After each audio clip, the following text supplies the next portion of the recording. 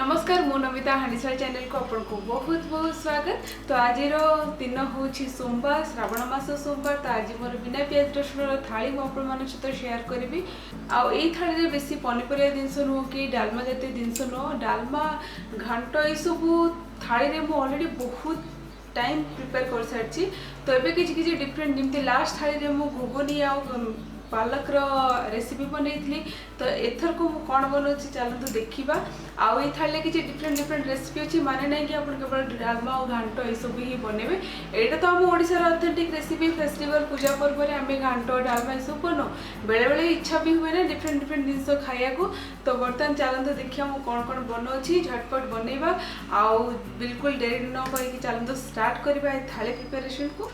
आई थाली प्रिपेयर करने को बेसी टाइम लगे कहीं कहले ये किसी कटाकटी जिनस किसी ना बाकी छोट मोट जिनस जहाँ सब कटाकटी अच्छी से अलरेडी सब जोगाड़ करके रखी। तो बर्तमान मुझे पानी बसई गरम करें सोयाबीन को टिके सिझे देवा। तो मुझे प्रथम सोयाबीन टा पकई दूसरी आमर आई सोयाबीन टा सिझेला लुण भी पकेबा। आप देखिपे मोर एपटे गैस रे प्रेशर कुकर भी गरम होची। चाउल फल सब धोईकी रखी मटर पुलाव बनाया। तो मुझे प्रथम आम लुण पकई दूचे। तो यहीटा को आम टी समय फुटा छाड़ा। यहाँ फुटी सारापर आम यार तरकारी प्रिपेयर करवा। तो मुझे प्रथम ये अपन मटर पुलाव बसई दूचे। तो मटर पुलाव बेसी किसी पड़ोनी आठी खाली पकईली टी तेल। तो आम तेल ये गरम है। तो तेल मुझे पकईदेवी टिके खंडे जीरा। जीरा बिना आम रोसे हुए कारण कहते ना फर्स्ट जो रोसे करेंगे टी जीरा तो आम पड़ा दरकार। तो मुझे टे देखु जीरा पकई दूसरी। आउ ये मटर पुलाव को फ्लेवर दब सब गरम मसला। तो मुझे पकई दूसरी तेजपत्र आउ दु तीन टा खंडे लवंग आउ गोटे स्टार फुल आउ गुजराती 4-5 टा मु पकई दूसरी। ये आमर गोलमरीच आउ दालचीनी आउ किछु पकईली। तो ये होमर होल स्पाइसेस मुझे जिन पकईली ए। तो बर्तमान आम ये पकईदबा। ये तो माने पूरा बास्ना है। तो ये अदा किसी छेचिकी रखी हाफ इंच अदा को ये मुझे ग्रेट करके रखी पकई दूसरी।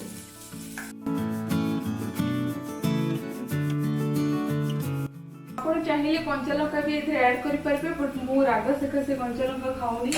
तो मुझे देखो। तो ये आमर अदा भी भाजी सारा टिके लाइट ब्राउन कलर टिके क्रिस्पीनेस आसला अदारे। तो बर्तमान ये आम पकईदेवा आमर चाउल। तो ये मुझे चाउल पकईदेली। तो चाउल पकईला आम ये पकईदेवा आमर ग्रीन मटर। यहाँ जेहेतु फ्रोजेन पीस तो से मुझे चाउल पकईला पकईली। जदि आप र पीस आम जो आसूसी मार्केट रे जी चोपा छड़े जो मटरटा बाहर से मटर जी पकड़ा चाहते देन आप तेल रे फ्राए कर दिंतु ना टे बॉइल कर दिंतु। तापर चाउल सहित पका दो। ये तेल रे डायरेक्ट फ्राए कर तेल रे फाटी मटर फाटिले आपको छिटकी पारे। तो बेटर आपड़ी सेमती मटर यूज कर बॉइल कर दिंतु। तो यहीटा को आम जस्ट गोटे 2 मिनट पर्यटन भाजी दबा। आ भाजला टे माने जस्ट गोटे 1/4 टीस्पून हल्दी गुंड पकेबी। टे आप चाहिए न पकई न पारती बट टे पकईले बहुत बढ़िया माने सुंदर कलर गोटे येलो कलर आसो। चाउलटा भाजला भितर मुझे टे पानीटा गरम कर दूची। कहीं डायरेक्ट आम गरम पानी पलौ रे पकईदबा ठंडा पानी पकईबानी।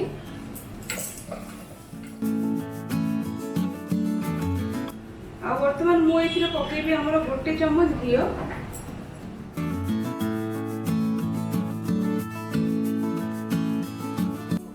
तो बर्तमान ये चाउल को आप बेसी फ्राए करूँ अल्प टिके ही फ्राए करूँ ना चाउलटा भांगी जेहेतु चाउलटा मोर बतुरिकी थिला। तो मोर ये पानी भी पूरा उषुम हो सारा टिके फुटिया स्टार्ट हो गलानी। तो मुझे पानी को पकई दूची। तो मुझे देखो तो यूज करी गोटे ग्लास चावल। तो मुझे 2 ग्लास पानी पकईदेली।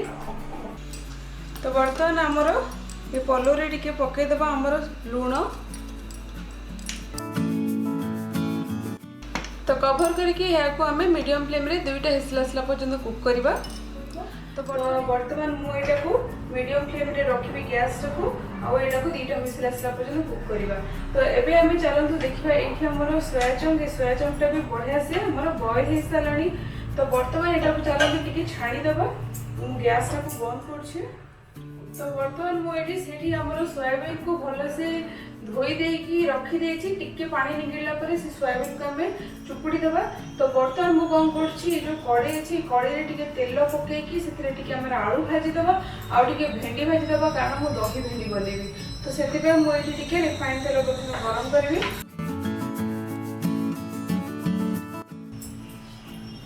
आमर तेलटा गरम है माने आम पकईदे आमर भेंडी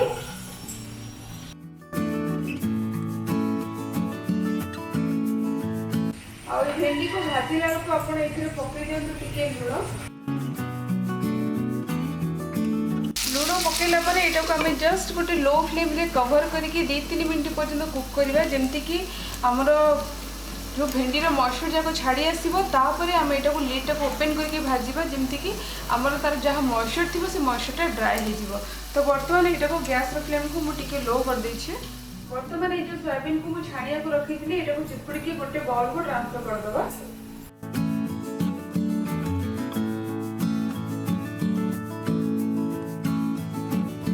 तो ये देखो मु सोयाबीन को चिपुड़ी की भलसे रखी दउछि।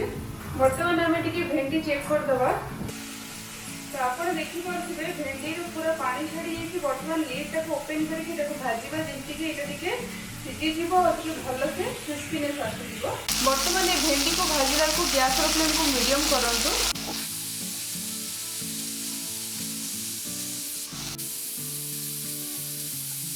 बर्तमान आम गैस का बंद करदबा आमर पुलाव मटर पुलाव रेडी हो गला। बर्तमान मुझे गोटे जिन कहबी आपन को ये आमर एपट साइड रे भेंडी होची।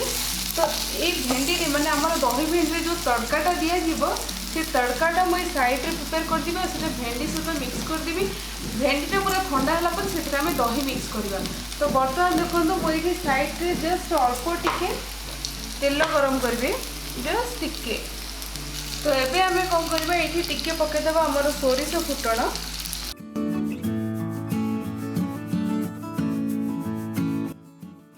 तो ये आमर सोरिषटा फुटी आसला को आम ये पकईदे आमर करी पत्ता।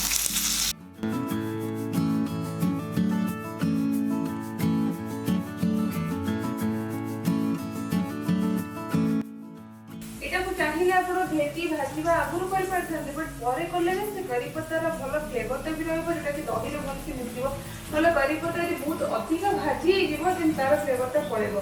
तो से मुझे लास्ट तड़का देली। तो बर्तमान देखो यहाँ को आम गोटे प्लेट को काढ़ीदे आईटा को ठंडा हाँ छाड़दे। गैस टाक मुझे बंद कर दूसरी।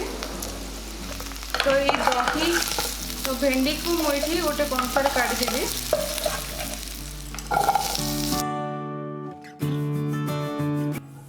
बर्तमान देखो मुझे सेम ट्रिक अप्लाई करोटा कि मोर गोटे कड़े भेंडी भी रेडी होची और गोटे कड़े तरकारी भी रेडी हम।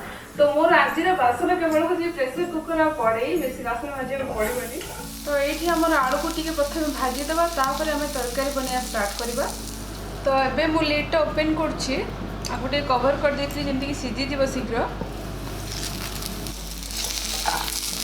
तो आप देखो ये आलू भी आम भाजी सारे बाकी जहाँ सीझार अच्छे से मसला सहित कसला सीझीज।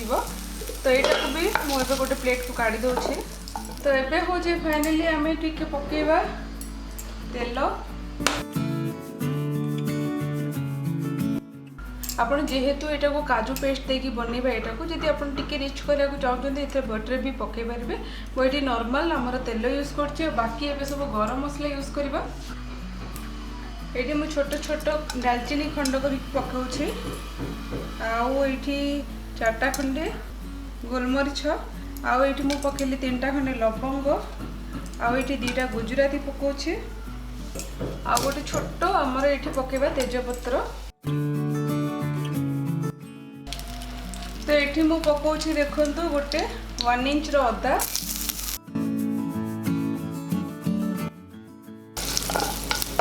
आठी मु पकाऊे काजू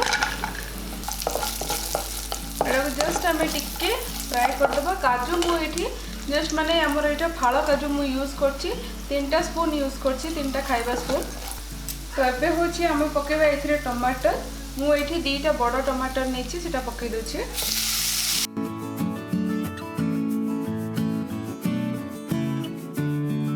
तो बर्तमान ये आम पकईदे लुण।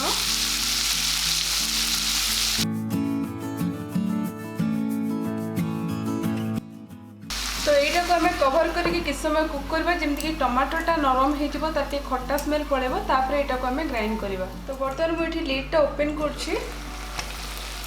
तो ये आमर देखो टमाटरटा पूरा माने बढ़िया से नरम हो सारा। तो यहाँ को आम कौन करवा गोटे प्लेट को काढ़ीदे आ कि समय ठंडा हाँ को छाड़दे। तो ये हूँ आम ये पकईदे टे तेल आउ ये तेल पकईकि आमको भाजबार अच्छी सोया चंक।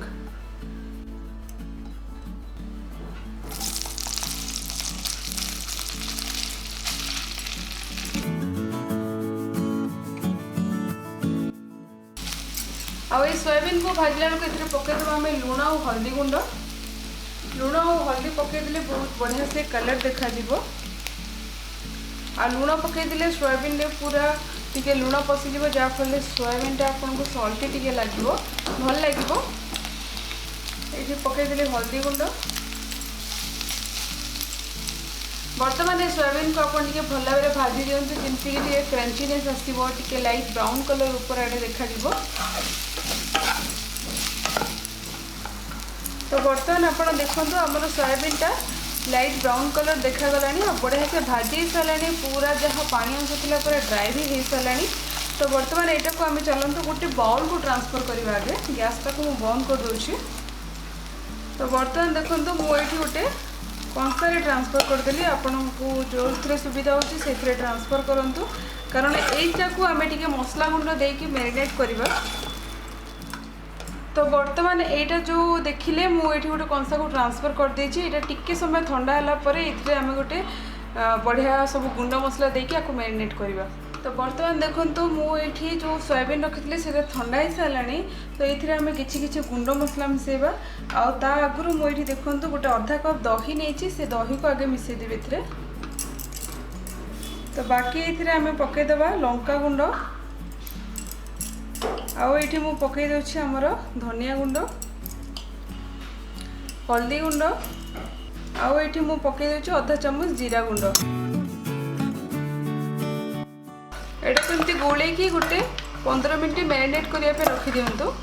तो ये चलतु आमर जो मसला रेडी कर देछि से मसला को कषिदबा आलू भी टिके कषिदबा। एबे आम ये तेल पकईदबा। तो ये आम ये जो बाटिकी रखी मसला से मसलाटा को पकई दूचे। तो ये जो मसलाटा आम पकईले जोटा कि आम टमाटर काजू पेस्ट यहाँ को आम 2-3 मिनट भल भाव में कषिदबा। बेसी कषिया को पड़ोनी कारण अलरेडी यहाँ को आम भाजी देते तो ता कंचा स्मेल भी पड़े जाता। तो यहाँ को आम जस्ट 2-3 मिनट फुटेदबा आगे। तो आप देखो ये जो आमर मसलाटा जो आम फुटिया को छाड़ी बहुत बढ़िया से फुटिला एत सुंदर बास्ना आसी कारण सब गरम मसला ये पड़ी। तो बहुत सुंदर बढ़िया बास्ना भी आसला आ मसला भी बहुत बढ़िया से टिके फुटी सारा। तो ये आम ये कौन करवा आलू टिके पकईदे जो आलू को भाजिकी रखी पकईदे जोटा कि आमर मसला को कषिबा सहित आमर आलूटा भी सीझीज।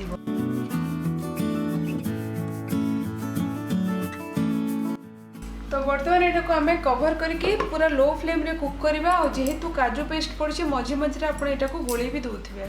तो बर्तमान ये आम कवरटा ओपन करवा आ ये देखो आलू आमर बढ़िया से फुटिला आलू फुटुना मसला फुटुची।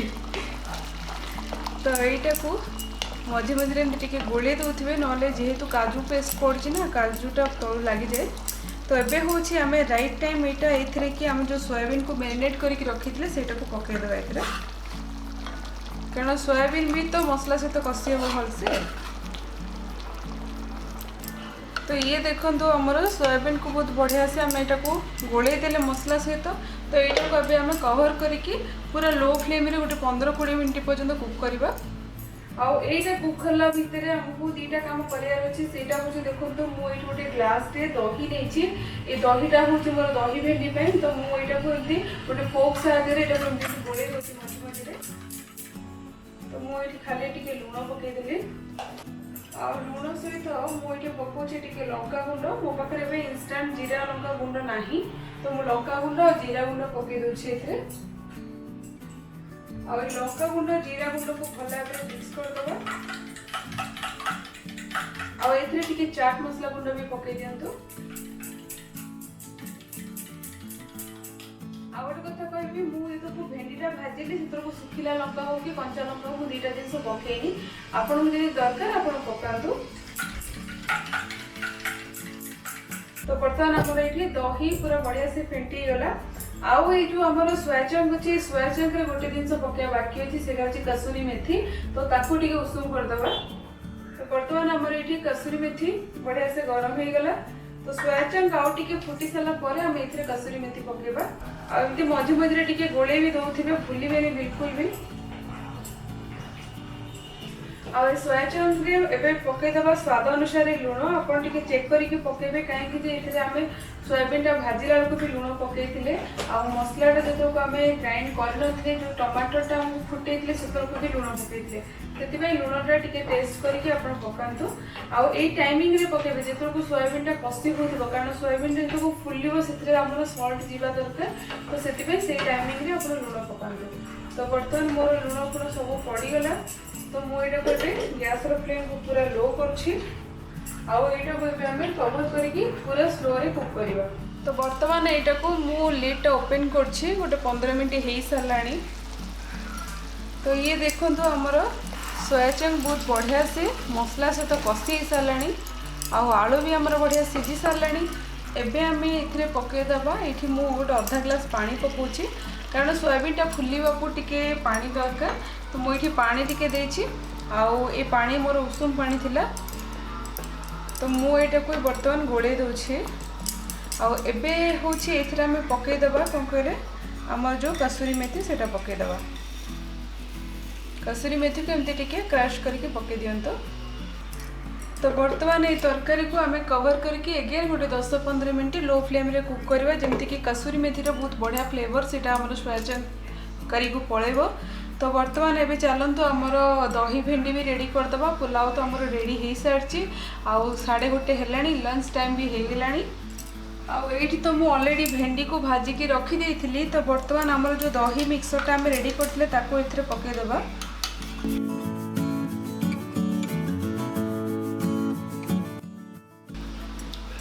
तो ये आमर दही भेंडी आमर पूरा पूरी रेडी हो गला आ खाइबा आगुरु ये दही भेंडी को जस्ट माने रेडी करके गोटे 15 मिनट रखी दिंतु जहाँफल जो भेंडी भितर दही टिके पशिज। तो बर्तमान यहाँ को मु कवर करके गोटे 15 मिनट रखीदेवी। तो एबे आम लिड ओपन करवा आठी देखो आमर सोयाचंक तरकारी पूरा बढ़िया से रेडी हो सारा आ ग्रेवी कंसिस्टेंसी भी ठीक अच्छी कारण यहाँ ठंडा है आहरी बहलिया हो। तो मुझे बर्तमान भी गैसटा बंद कर गरम गरम सब खाଇବା सर्व करवा। गरम गरम खाଇବା सर्व करिया माने टिके होल्ड करंतु एटा गोटे 10 मिनट कवर करके रखी दियंतु तापर एटा को हम सर्व करवा। तो ये देखो मोर भात ऑलरेडी सर्व हो सारानी। तो ये आम ए रखीदबा पापड़ साइड टिके पापड़ रखु ना किसी भी चिप्स आइटम रखु।